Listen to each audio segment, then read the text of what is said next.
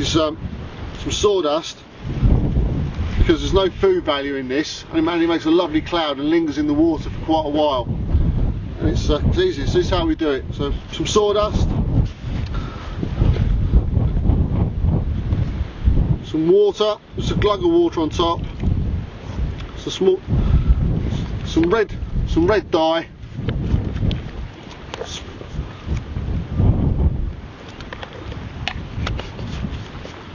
some red iron 5, using a red ground bait. Stir this around so everything's covered. We'll add some more water now, nice and sloppy.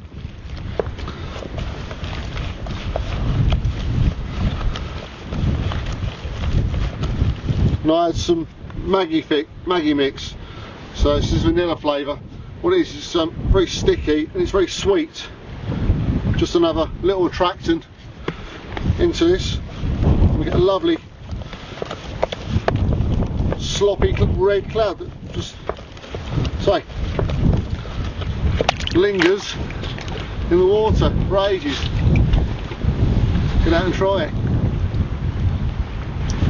So we've got some old maggots here that I've taken all the sawdust off of, and there's a great little way of feeding these maggots, especially in windy conditions, either via the hand or via the catapult, and which is to make them stick together a bit more. So what I tend to do is just put a small amount of water on, stir them round so they're just sort of a little bit of a coat on them, and what the water makes them quite heavy, makes them a bit more weight to them so they stick together. But to help make them stick together, I just put a bit of red iron 5 on them. Good glug. The reason for this as well is the smell, something different, you know. It's just, and I just stir it around, and what happens is you get a nice sort of, makes them all nice and sticky so they stick together. It's easier to feed, and they're better because they group better, no spreading of bait. So I've got an old pair of tights. I've tied a big knot in the crutch, cut the legs off, and it fits perfectly over the top of buckets, bait boxes, everything. And it means that the maggots are constantly getting some air to them. So these maggots I've got here today, they're about 6 weeks old.